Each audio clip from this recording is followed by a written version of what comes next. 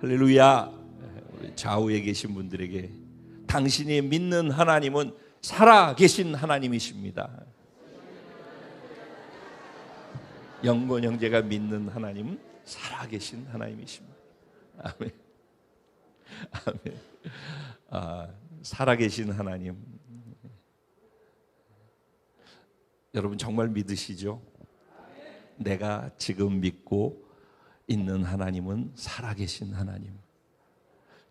사실 시차 때문에 내가 한 저녁 8시, 9시 되면 막 기절할 것처럼 하루 종일 잘 있다가 그때 되면 막 기절할 것처럼 어지럽고 멍하고 그래요. 그러다 잠이 들면은 1시간, 2시간 만에 깨요. 그러니까 11시나 12시 되면 아무리 버텨도 또 깨더라고요.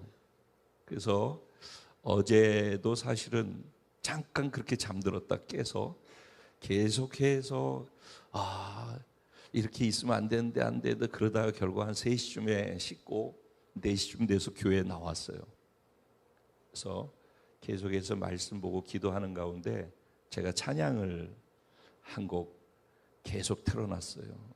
요새 제게 주시는 그 은혜가 있는 그 찬양, Goodness of God, 선하신 하나님. 제가 믿는 하나님은 그런 하나님이에요.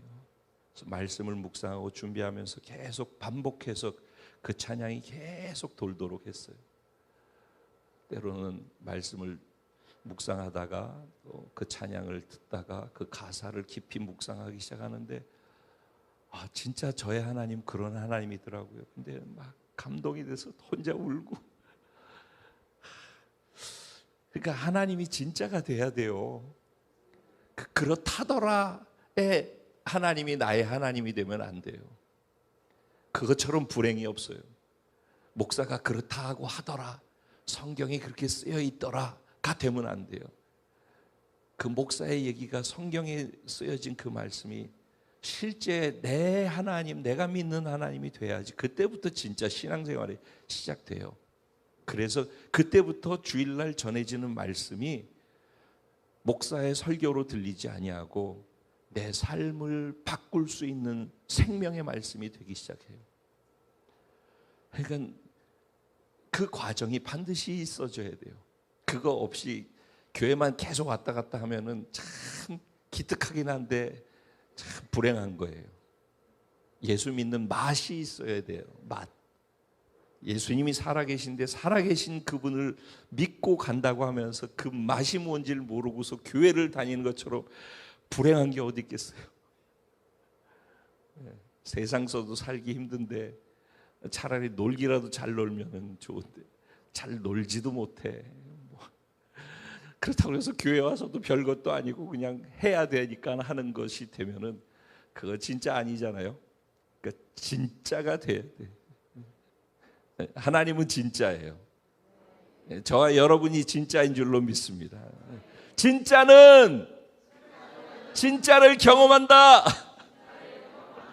네, 오늘 하나님 주시는 진짜 하나님의 음성을 듣겠습니다. 은혜 받으실 하나님 말씀 골로새서 4장입니다.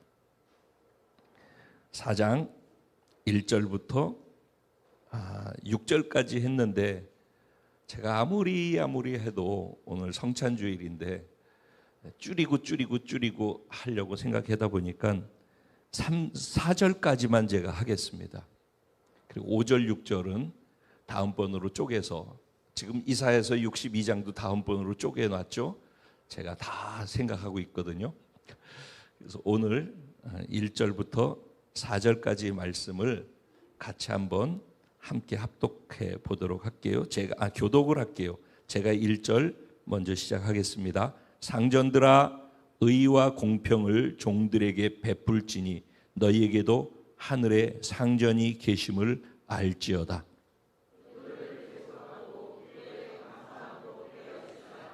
또한 우리를 위하여 기도하되 하나님이 전도할 문을 우리에게 열어주사 그리스도의 비밀을 말하게 하시기를 구하라. 내가 이 일 때문에 매임을 당하였노라. 다 같이. 그리하면 내가 마땅히 할 말로써 이 비밀을 나타내리라. 아멘. 오늘 이 본문의 말씀을 가지고 감사로 기도와 전도의 닫힌 문을 여는 복된 자가 저와 여러분입니다. 이런 제목으로 주시는 은혜를 나누려고 합니다. 골로새서는 그 성경 공부를 하는 사람들이 분류할 때 옥중서신 중에 하나다라고 이야기를 해요. 그러니까 에베소, 빌립보, 골로새, 빌레몬 이 네 성경이 바울이 옥중에 갇혀 있는 가운데 기록한 성경이거든요. 그래서 그 별명을 옥중서신, 옥에서 쓴 편지다라고 그렇게 이야기를 해요. 지금 우리가 읽은 본문의 내용도 생각을 해야 돼요. 지금 이 내용이 그냥 내용이 아니라 이 내용을 사도 바울이 옥에 갇혀서 있는 상태에서 감옥에 갇혀서 있으면서 쓴 편지의 내용이다라는 걸 생각을 하면서 이 골로새서를 읽으면은 에베소부터 빌립보, 골로새 이걸 읽으면은 이 사람이 감옥에 갇혀 있으면서도 이런 생각을 하고 이런 간절한 소원을 갖고 이렇게 되기를 원하는구나라고 하면서 이 본문을 이해를 하게 되니까 사도 바울의 마음도 이해할 수 있고 옥에 갇혔으면서도 어떻게 이런 생각을 할 수 있지라고 도전을 받을 수도 있고 등등 여러 가지를 함께 플러스 알파로서 취할 수 있게 되어져요.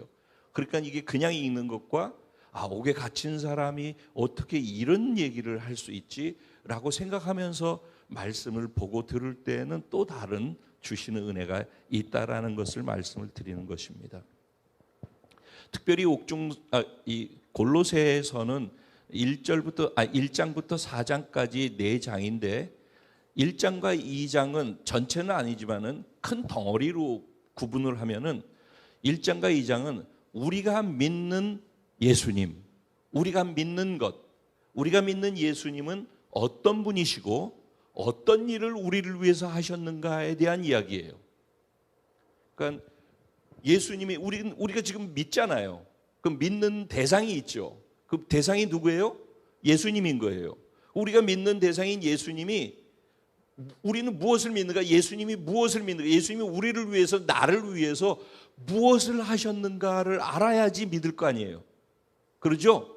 그러니까 잘 모르겠으면 골로새서 1장부터 2장을 읽으면은 예수님이 이러신 분이시고 이렇게 탁월한 분이고 이런 분이 나를 위해서 이런 일들을 해 주셨구나 라는 거를 알게 되는 거예요. 그리고 그것을 믿게 되는 거예요. 그러면 이제 그것을 알고 믿은 사람에게는 3장과 4장은 그렇게 알고 믿었다라고 하면은 그 믿음이 진짜라고 하면은 그 믿음 사람들은 이렇게 사는 거야 라고 믿은 사람들이 어떻게 살아야 할 것인지에 대한 이야기를 얘기하기에 3장과 4장에 주로 나와 있는 내용들이에요.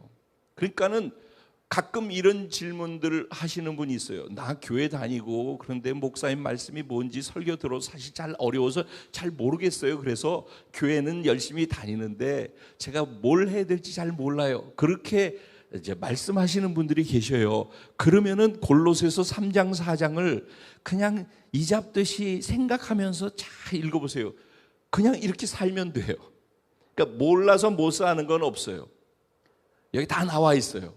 그냥 읽어보면은 이렇게 하라는 얘기구나 라고 알게 되어져요. 그래서 3장까지 4장까지 쭉 얘기하는데 특별히 4장의 부분에 와서 4장의 부분에 와서 3장에서 뒷부분에 가면 이렇게 얘기를 해요. 18절에 아내들아, 이거 제가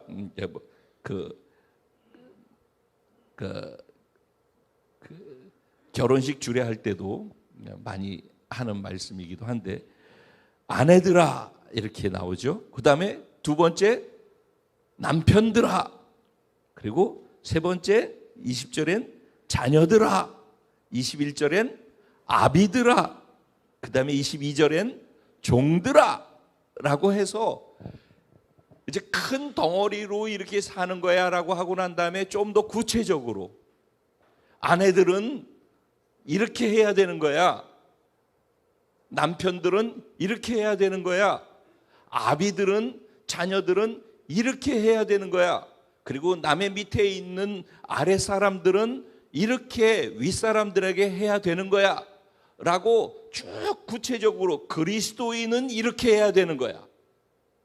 그러니까 그냥 아내들아, 그냥 남편들아, 그냥 자녀들아 그런 얘기가 아니라, 그냥 종들아, 아랫사람들아 얘기가 아니라 그리스도인이라면 이렇게 해야 되는 거야 를 얘기하는 거란 말이에요. 그리고 난 다음에 4장 들어와서 그 연결선상에서 상전들아, 높은 위치에 있는 자들아 라고 하면서 오늘 말씀이 시작되는 거예요. 그래서 상전들아 하고 사실은 끝나는 거예요. 그래서 예수를 믿는 사람들은 구체적으로 자기 그 신분, 자기에게 일컬어지는 정체성에 맞게 이렇게 사는 게 맞아라는 얘기를 쭉 하고 난 다음에 그 결론 부분으로, 그럼 그렇게 살려면 어떻게 해야 되는지 알아? 이게 결론 중에 결론으로 딱 얘기하고 있는 게 뭐예요? 2절인 거예요. 2절은 뭐라고 돼 있어요?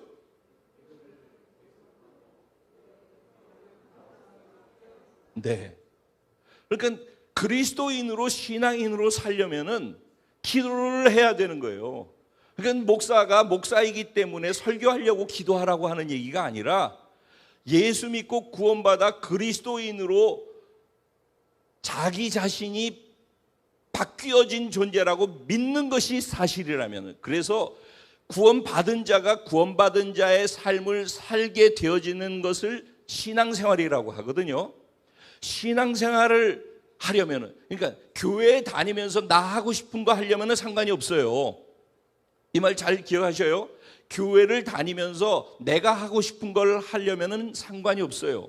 그런데 교회를 다니는 게 아니라 예수를 믿고 구원받아서 구원받은 자로 살아가려면은, 즉 신앙생활을 하려면, 교회 생활 말고 신앙생활을 하려면은 반드시 뭘 해야 된다고요? 기도를 해야 된다니까요. 그러니까 목사라서 기도하라 그런 걸로 받으면 안 돼요. 내가 구원받은 게 맞다면은, 뭐 저는 이래서 바쁘고 저래서 어쩌고 뭐 그럴 수 있어요, 어쩌다가. 그런데 그게 패턴이 돼가지고 기도를 안 하는 것을 그 변명하기 위한 수단이 되면은 자기가 불행한 거예요. 그러니까 종교인으로는 살 수 있다니까요. 교회 생활은 할 수 있다니까요. 그런데 그리스도인으로서 신앙생활은 하는 것이 어려워요. 이걸 명심해서 들으셔야 돼요. 저는 여러분한테 이쁨 받으려고 말씀을 전하는 게 아니라 하나님의 말씀대로 살게 해주려고, 어떻게 그렇게 살 수 있을까 때문에 고민하면서 말씀을 전하는 사람이기 때문에 듣기는 불편할 수 있지만 이게 틀린 말이 아니라 정확하게 이렇게 해야지 되는 게 맞는 거예요. 그러니까는 그리스도인으로 신앙생활하면서 살려면은 기도를 반드시 해야 되는 거예요. 그러니까 지금 앞에 믿는 자라면은, 이 믿는 것이 맞다면 이렇게 사는 게 맞아라고 쭉 얘기를 했다고 그랬잖아요. 그죠? 그러면 그걸 다 얘기하고 결론에 가가지고선 그렇게 정말 살고 싶어? 살 거야? 그러면은 기도해야 돼. 기도하지 않고서는 나도 그러고 싶어요, 그런 데는 없다는 거예요. 기도가 빠지면은 살고 싶은 마음은 있을 때 그렇게 못 살아요. 안 된다니까. 왜냐면은 예수를 믿었다, 구원받았다는 말은 영이 살아났다라는 말이잖아요. 영생을 얻었다, 영원한 생명을 얻었다는 얘기인데, 영이 살아나서 영원한 생명 안으로 들어가는 거라고요. 그걸 구원이라고 하는 거예요. 그러니까 구원을 받은 사람은 똑같아도 다르다고요. 겉으로는 바뀐 게 없는데 영이 살아난 거라고요. 그러면 신앙생활은, 교회 생활과 종교 생활은요, 영으로 안 해도 할 수 있는 거란 말이에요. 이게 중요한 거예요. 교회 생활이나 종교 생활은요, 그냥 해도 돼요. 이전에 내가 예수 믿기 이전에 했던 것처럼 그냥 하면서 교회를 다녀도 할 수 있어요, 그거는. 그런데 구원을 받은 자로 영이 살아나서 영의 존재로서 사는 게 신앙생활이란 말이에요. 영의 존재로서 신앙생활을 하려면은 영적인 존재이기 때문에 영의 활동이 이루어져야 돼요. 그래서 기도해야지만 영적인 활동을 할 수 있어요. 그러니까 육적 활동으로서도 교회 활동을 할 수 있고 영적 활동으로서도 교회 활동을 할 수 있어요. 봉사도 무엇이든지 교회에서 하는 무엇이든지 육적으로도 그냥 임창표로서도 할 수 있고 영이 살아난 임창표로서도 할 수 있어요. 이게 똑같은 것 같지만 다른 거라고요. 그래서 육으로서 하는 것들은 많은 것이 보여지는 것이 있을지라도 부작용이 계속 생기는 거예요. 그래서 교회에서 하는 모든 것은 신앙이라고 하는 거 안에서 하는 것을 바르게 하려면은 반드시 기도를 해야 돼요. 그래야지 영의 활동을 기도가 도와줘요. 기도하지 아니하고 영적인 생활을 할 수가 없어요. 영적인 생활이 신앙생활이라고, 아니면 종교생활이나 교회생활이라고, 이걸 저는 구분을 하기 원하는 거예요. 이걸 하나로 뭉뚱그려 놨다고요. 지금까지 절대 그렇지 않아요. 구분해서 나는 교회생활이나 종교생활을 하기를 원하는 것인지, 나는 정말 예수 안에서 구원받아서 내 영이 살아나서 영적 존재로서 신앙생활을 하기 원하는 것인지를 선택해야 돼요. 근데 하나님의 말씀은, 여기 쓰여 있는 말씀은, 이렇게 설교를 들으면서 듣는 이런 말씀들은 이게 사실은 해답이라고 얘기하는 거잖아요. 그러면 내 삶에 지쳐 있는 거, 마음에 상해 있는 거, 인간관계 속에 있는 거, 모든 나를 둘러싸고 있는 모든 문제들이 있단 말이죠. 근데 그 문제를 인간의 방법으로 해결할 수 있으면 그냥 그 방법대로 하면 되는 거예요. 교회 다닌다고 방법에 문제가 해결되고 그러지 않아요. 교회에서 존재가 바뀌어서 바뀐 존재로 살아가는 방식이 성경에서 얘기를 해주는 거예요. 그러니까 하나님의 말씀대로 살아야지 해답을 얻는다는 거예요. 그리스도인들은. 그러니까 하나님의 말씀대로 살아가는 연습, 훈련을 해야 되는 거예요. 그러니까 그 첫 번째 뭐라고요? 그리스도인으로 신앙생활 하려면은 반드시 영의 활동을 하는 것이기 때문에 영의 동력을 얻기 위해서 기도해야 된다는 거예요. 기도는 무조건 해야 되는 거예요. 선택사항이 아니다라는 거예요. 그런데 기도를 하는데 여기서 어떻게 기도하래요?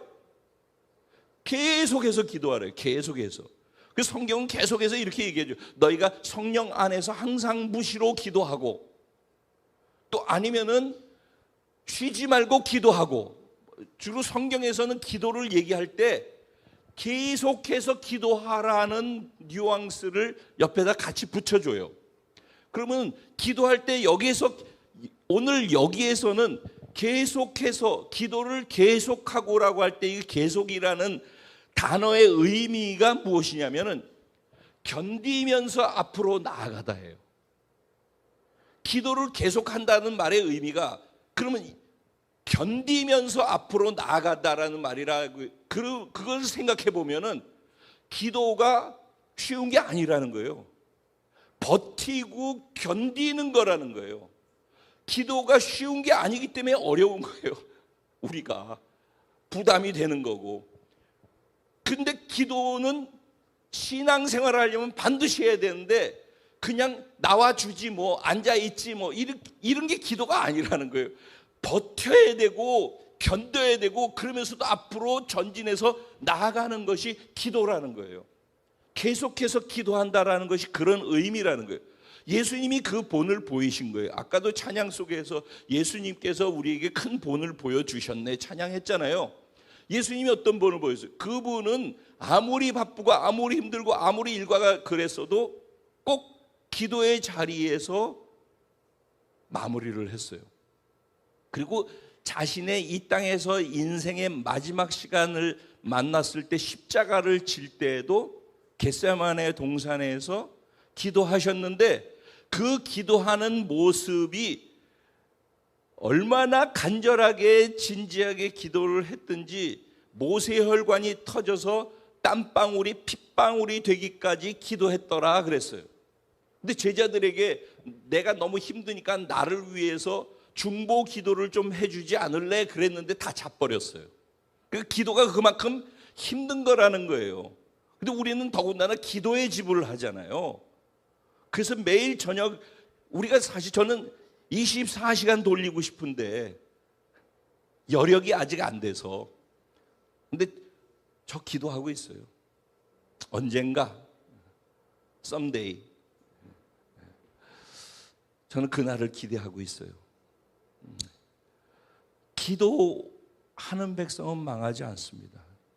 기도하는 어머니의 자녀는 결코 망하지 않습니다. 내 자녀가 이래서 걱정돼요, 어쩌고 뭐 저거, 그래서 애들 때문에 어쩌고, 그것 때문에 스트레스 받고 그런 시간에 기도에다가 그 시간을 쓰면 돼요. 눈에 보이는 시간에는 불안하고 두렵고 그런데 나중에 이 5년, 10년, 20년 단위로 봐야 되는 거예요, 기도는. 그래서 나중에 보면은 기도한 대로 되는 거예요. 내 자식 염려하는 시간에 기도한 사람은 10년, 20년 뒤에 그 자식 다 돌아와 있습니다. 틀림없어요. 제가 개런티 보장합니다. 예. 근데 그것 때문에 발발발발거리고 어쩔 줄 몰라가지고 맨날 이렇게 하고 뭐 기도해 주세요. 본인이 해야지. 부모의 기도를 이기는 자녀가 없어요. 자녀 이기는 부모 없어요. 근데 부모 기도를 이기는 자녀 없어요. 그러니까 기도해야 돼요. 근데 어떻게 기도하라고요? 계속해서 기도해야 된다는 거예요. 쉽지 않다고 그랬죠? 견디고 버티고 그러면서 가는 거라고 그랬어요. 근데 그 다음에 뭐라고 그래요? 기도를 하되 어떻게 기도하래요? 감사함으로 어떻게 하래요? 깨어있으래요. 기도를 하는데 견디면서 계속해서 해야 되는데 어떻게 기도하래요? 깨어서 기도하래요. 깨어서. 그 깨어서 있다는 건 뭐예요? 지금 눈 감고 자는 상태가 아니라 눈 뜨고 깨어 있다라는 그런 의미가 아니라 영적 긴장감을 계속 가지고 있어야 된다는 그 표현의 의미예요. 깨어 있으라. 기도를 하는데 깨어서 기도해야 된대요. 근데 깨어서 기도를 할 수 있냐? 없다는 거예요. 그래서 깨어 기도할 수 있도록 하는데 반드시 필요한 게 뭐다? 깨어서 계속해서 기도할 수 있는 문을 열어주는 게 뭐다? 감사라는 거예요. 감사. 기도가 전도의 문을 여는 거예요. 예? 기도가 전도할 수 있게 만드는 거라니까요. 근데 기도가 전도할 수 있게 만드는 건데 기도를 할 수 있게 만드는 게 감사라고요. 계속해서 기도할 수 있게 만드는 거. 그리고 깨어서 기도할 수 있게 만드는 거. 그게 감사예요. 그러니까 감사가 있어야지 깨어서 기도할 수가 있어요. 그럼 지금 이제 이 내용을 쭉 풀어서 얘기를 하는 거예요. 그리고 왜 그런지를 좀 이따가 다시 말씀으로 설명을 한번 드려볼게요. 그리고 난 다음에 뭐라고 그래요? 기도하되 우리를 위해서 기도를 해달래요. 중보 기도를 부탁하고 있는 거죠. 누가 지금 부탁하고 있는 거예요? 사도 바울이. 사도 바울이 어떤 사람이에요? 자기 혼자 기도해가지고 너무 깊은 것까지 기도의 영역이 올라가가지고 3층 척까지 올라갔다 왔다. 그래서 내가 경험한 것, 내가 알고 있는 그것은 영적인 세계는 어마무시해가지고 너희들한테 말해도 이해할 수도 없는 그런 세계에 내가 있어. 그 정도 차원으로 어마어마하게 영적 존재잖아요. 그죠? 그런데 뭐라고 그래요? 골로새 성도들에게 이거 얘기한 건 뭐예요? 지금 그렇게 안 하고 있다는 얘기잖아요. 그러죠? 골로새 성도들의 수준이 어떻다라는 거예요? 별로 썩 자라있지 않다라는 얘기잖아요. 그런 성도들을 향하여서 자기의 중보 기도를 요청하는, 기도를 필요치 않는 사람 없다는 거예요. 누가 나를 위해서 기도해 주세요. 나는 그런 얘기 안 해. 이런 분들 계셔요. 가끔. 나는 나 혼자서 하지 뭐 아주 굉장히 인간적으로 자신감도 있고 또 자존심도 있고 뭐 이런 건데 그건 다 인간적인 거예요. 하나님 안에서는요, 사도 바울 같은 사람도 다른 사람한테 나를 위해서 기도해 주세요. 기도가 필요한 거를 아는 사람, 기도 없이는 불가능하다는 걸 아는 사람들이 기도를 요청하는 거예요.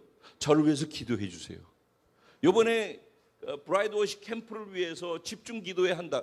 왜? 기도 없이는 캠프 못하기 때문에. 이게 신앙 고백인 거라고요. 다 기도는 신앙 고백이에요. 기도는. 그런데 기도 부탁을 하는데 그런 마음 자세로 겸손한 마음으로 그렇게 하는데, 두 번째 어떤 기도를 요청했죠? 하나님께서 전도할 문을 열어주셔서 그리스도의 비밀을 말할 수 있도록 그걸 위해서 기도해 달래요. 지금 바울이 어떤 상태라고 그랬죠? 감옥에 갇혀 있는 상태잖아요. 그리고 춥고 배고프고 불편하고 그런 상태란 말이죠. 그러니까 저를 좀 위해서 기도해 주세요. 저를 여기에서 감옥에서 좀 나갈 수 있게 기도해 주세요. 내 문제가 좀 해결될 수 있게 기도해 주세요. 우리는 만약에 기도 부탁을 하면은 그런 나 자신에 대해서 기도 부탁을 주로 하잖아요. 내 어디가 아프고 불편한데 이걸 위해서 기도해 주세요. 이런 중보 기도를 주로 요청하는데, 사도 바울은 감옥에 갇혀 있으면서 내가 감옥에 갇혀 있는데 내가 나갈 수 있도록 감옥의 문이 열려지게 기도해 주세요라고 얘기하지 않는다고요. 그는 어디 문이 열리길 기도해 달래요? 내가 전도의 문이 열리게 기도해 주세요. 그 전도의 문이 열리게 기도해 주세요. 그러면서 만약에 여러분들이 그렇게 나를 위해서 기도하면은 누가 전도의 문을 열어주신대요? 하나님께서 전도의 문을 열어주신대요. 그러니까 전도의 주체는 누구예요? 하나님이에요.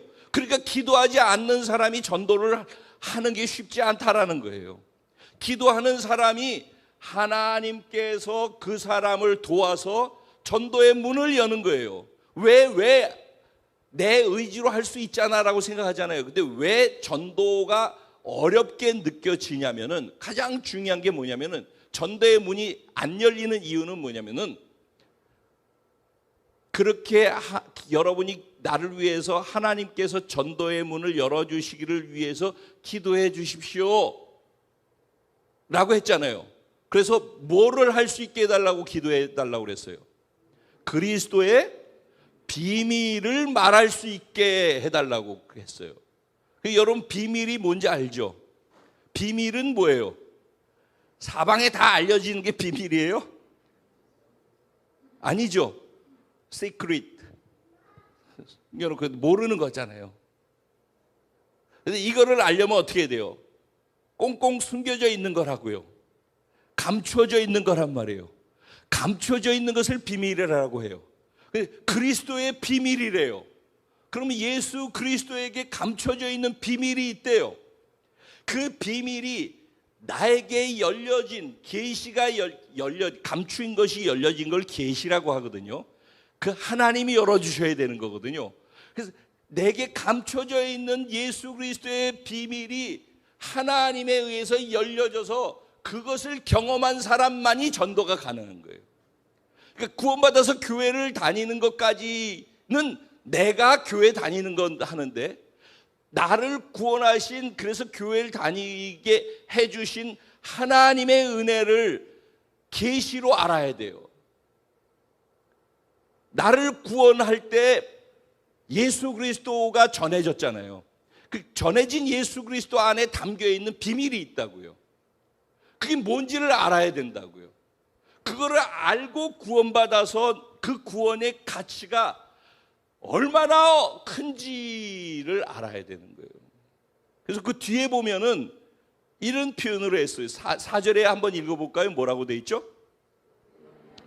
너희가 나를 위해서 그렇게 기도해 주면은, 그러면 그리하면이죠. 그렇게 해 주면은 내가 마땅히 할 말로써 뭘 한대요? 이 비밀을 나타내리라 그랬어요.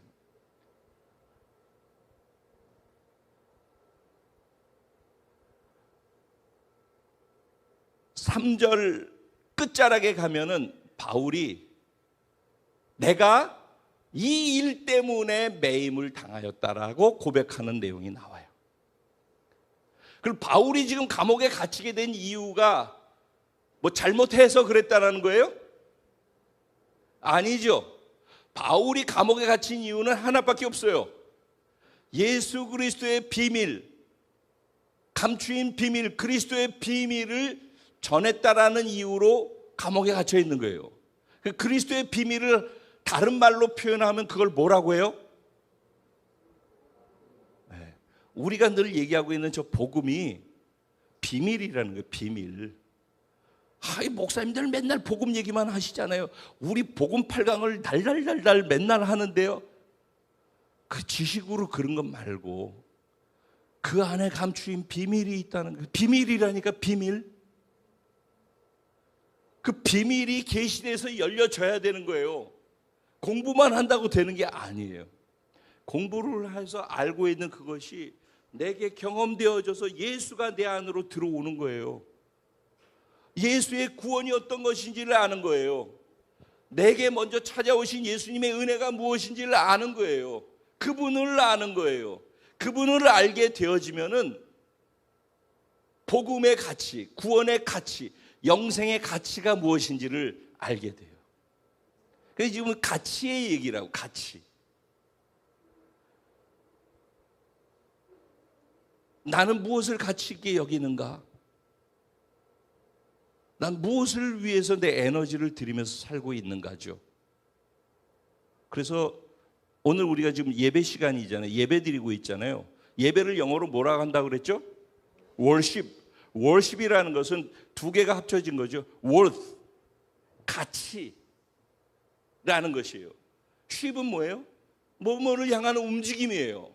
그러니까 worship이라는 말의 의미는, 예배라는 말의 또 다른 표현은 내가 가치 있게 여기는 것을 향해서 내가 움직이는 움직임, 그것을 예배라고 하는 거예요. 그러니까 참석하는 게 예배가 아니라 내가 가치 있게 여기는 것, 즉 하나님께서 나를 구원하신 구원의 은혜, 그 구원을 나에게 주기 위해서 전달되어진 예수 그리스도가 포함되어져 있는 그리스도의 비밀인 복음, 그 복음이, 은혜가, 구원이 가치 있게 여겨지는 거죠. 근데 그 가치가 어느 정도냐면은 나는 그것 때문에 옥에 갇혔다니까. 그런데 옥에 갇혀가지고서 기도 제목으로 내놓는 게 뭐예요? 내가 풀어지는 걸 원하는 게 아니라, 이 갇혀 있지만은, 옥은 나를 가둘 수 있지만은 옥에 갇혀 있는 내가 전하는 복음은 가두어지지 않고 계속해서 문이 열려서 복음이 터져 나가기를 원한다. 이게 지금 바울이 얘기하고 있는 거란 말이에요. 그러니까 바울은 온통 목숨 걸고 가치 있게 여기는 것, 바울의 최고 가치는 뭐예요? 십자가, 복음, 그리스도의 비밀. 이게 바울의 전부인 거예요. 그거가 전부기 때문에 거기에서 전부를 걸었고, 그 예수 그리스도의 비밀을 전하다가 잡혀가지고서 감옥에 갔고, 감옥에 갔는데도 그 예수의 비밀이 계속해서 닫혀지지 않은, 감옥에 의해서 닫혀져 있지만은 예수의 비밀이 이 안에서도 터져나가서 닫힌 전도의 문이 열려서 그리스도의 비밀이 계속해서 터져나갈 수 있도록 그걸 기도하잖아요. 뭐예요? 그게 전부라는 거예요. 내 삶에 그리스도의 비밀, 날 구원한 그 하나님의 은혜가 나의 전부입니다. 자, 결론입니다. 지금까지 쭉 얘기를 했어요.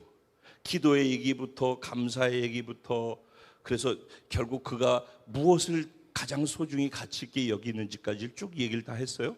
자, 그러면은 이제는 좀 더, 왜 기도를 잘 하기 힘들까요? 그 감사해야지 기도가 유지되고 지속될 수 있다라는 얘기잖아요. 그죠? 그러면 감사는 1년에 적어도 몇 번 듣잖아요. 감사가 얼마나 중요한지에 대해서. 네.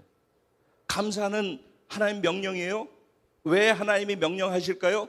우리가 그 명령대로 따르기만 하면 복을 주고 싶어서 그러는 거예요. 하나님의 명령에는 하나님의 마음이 담겨 있는데, 하나님이 이렇게 해라고 할 때는 이렇게 해서 너희가 복 받았으면 좋겠어가 있는 거예요.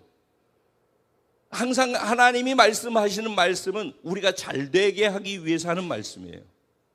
근데 저도 그랬고 지금 여러분들 가운데서도 그러겠지만은, 우리 젊은 형제 자매들도 그러겠지만은, 부모가 뭐라고 얘기를 하면은 진짜 사랑해서 잘 되라고 하는 얘기가 거의 대부분이 감정적으로 표현하는 것도 있지만은 그거는 연약해서 나오는 거고, 부모가 이렇게 해라고 할 때는 진짜 사랑하기 때문에 잘되게 하기 위해서 필요하다고 하는 거를 얘기하는 거예요. 내가 살아보니까 그렇게 했더니 이렇게 잘못됐어, 그러니까 너는 이렇게 하는 게 맞아라고 자기의 실수 부분들을 만회할 수 있는 것을 생각하고서 얘기를 해주는 거기 때문에 이러거나 저러거나 다 사랑으로 하는 거고 잘 되라고 하는 얘기라고요. 마찬가지로 인간은 연약하기 때문에 실수도 포함하면서 그런 것이 있지만, 하나님은 완전 무결하신 분이시잖아요. 무오하시잖아요. 그분이 우리에게 이렇게 해라고 하실 때는 그분이 우리를 만드신 창조주시고 우리가 어떤지를 너무나도 우리보다 더 잘 아신다고. 그래서 우리가 이렇게 해야지만 복을 받는다라는 것을 하나님 아시니까 이렇게 해라고 단호하게 할 때는 그게 다 우리에게 복이 되게 하는 거라고요. 근데 하나님이 범사의 모든 것에 감사해라고 했단 말이에요. 그럼 감사하는 게 우리에게 복이란 말이에요. 그러니까 감사하라고 그러는 거예요. 근데 그 감사가 왜 명령을 했는가? 아까 말씀드렸잖아요. 모든 신앙생활하는 데 있어서 막혀져 있는 것들을 열 수 있는 마스터 키가 뭐라고요? 감사라고요. 감사하면은 기도가 막힌 거에 기도의 문도 열 수 있고, 감사하게 되어지면은 내 신앙생활에 있어서 전도하고 싶은데 라고 하지만 안 되어지는 것을 할 수 있는 문이 열리는 것이고, 감사하게 될 때 모든 것들이 다 가능한 거예요. 그럼 기도도 가능하고 전도도 가능하게 만드는 그 중심 핵에 뭐가 있다고요? 감사가 있는 거예요. 그러면 이제는 생각해 보죠. 그 감사를 중요하다고 하고 계속 얘기하는데도 왜 감사가 안 되죠? 감사하는 게 복인 줄 아는데도 왜 못하죠? 저는 그래 설교를 하면 여기까지만 하면 돼요. 근데 감사를 하려면은 저는 살게 만드는 것이 목적이니까. 그럼 감사하려면 어떤 상황일 때 여러분은 감사하세요? 여러분이 감사를 안 해봐서 몰라요? 여러분은 어떤 상황이 되어지면은 마음에서부터 감사가 나오죠? 떠밀려서 하는 거 말고. 응? 예.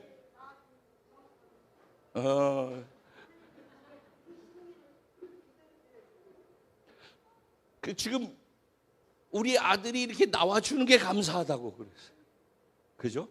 민희 형제가 예수님을 전했는데 그 말을 듣고서 교회에 나와서 계속해서 신앙생활 잘 하는 모습을 보니까 너무너무 하나님께 감사한다. 할렐루야. 누가 감히 이런 고백을 감사로 하겠습니까? 자, 고마워요. 저도 감사하는 거예요, 지금. 근데 우리가 감사가 참 인색해요. 그렇죠? 실질적 감사가 인색해요. 근데 감사하려면 감사가 잘 안 되는 이유 중에 하나가 생각을 안 하기 때문에 그렇다고 그랬죠. 감사라는 거 thank잖아요. thank. 감사, thank. 근데 그 어원으로 들어가면 think에서 왔다고 그랬잖아요.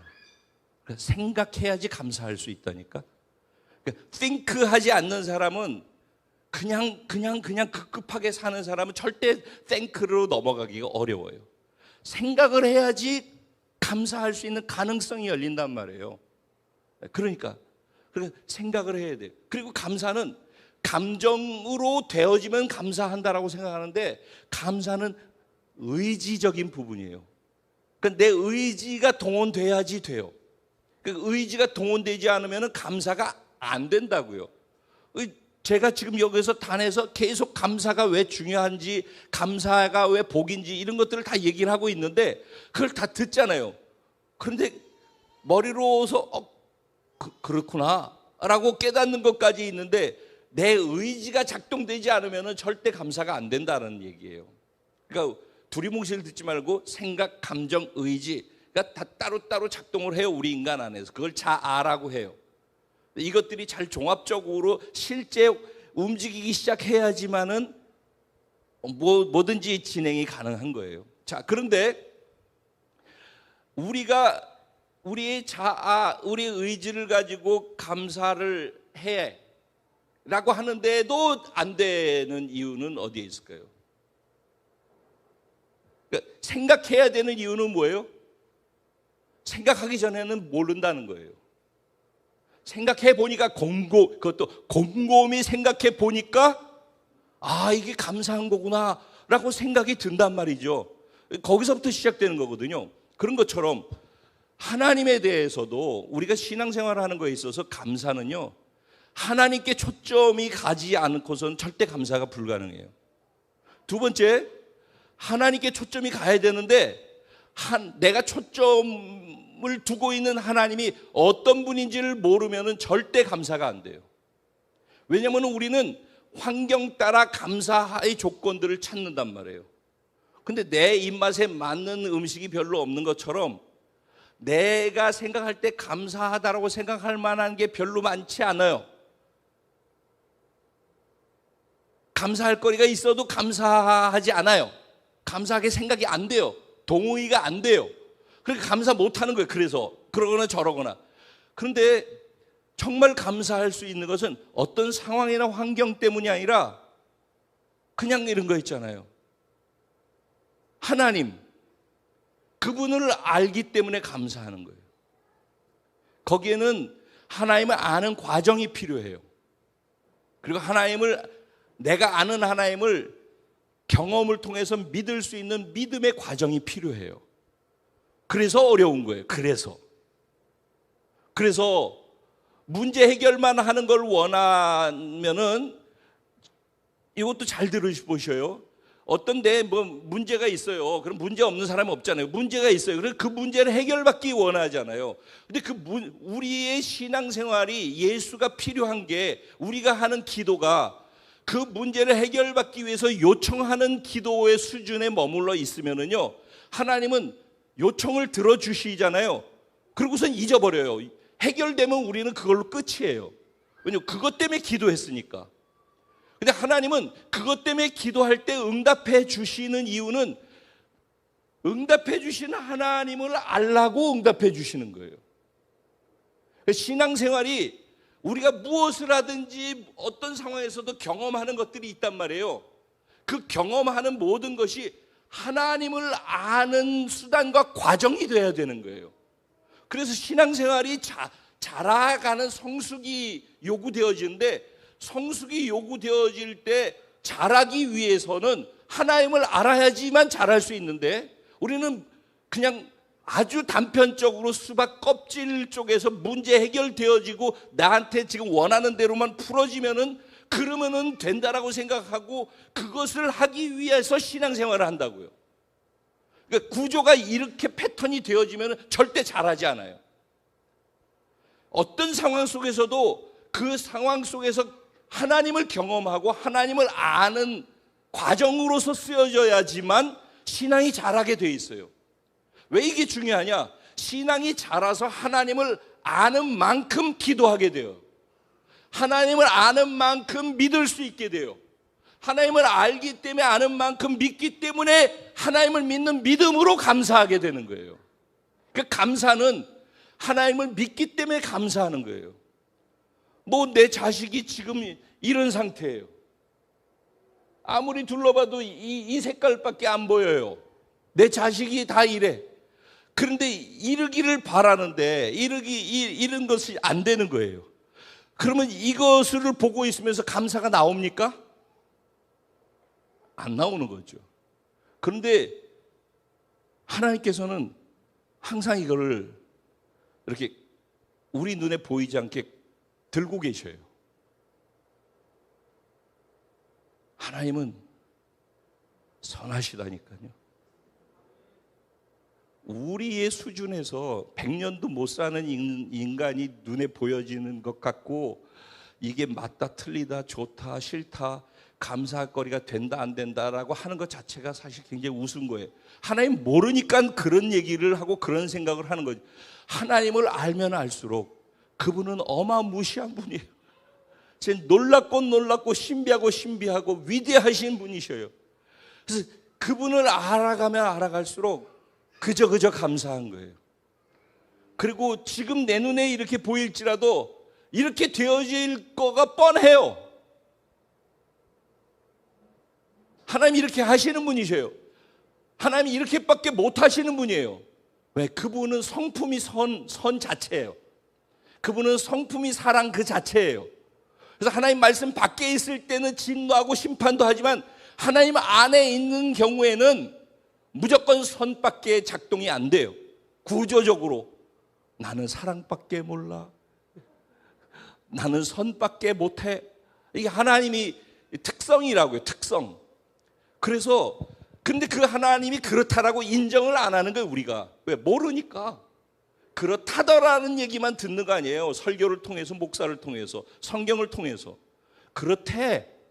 그렇다더라.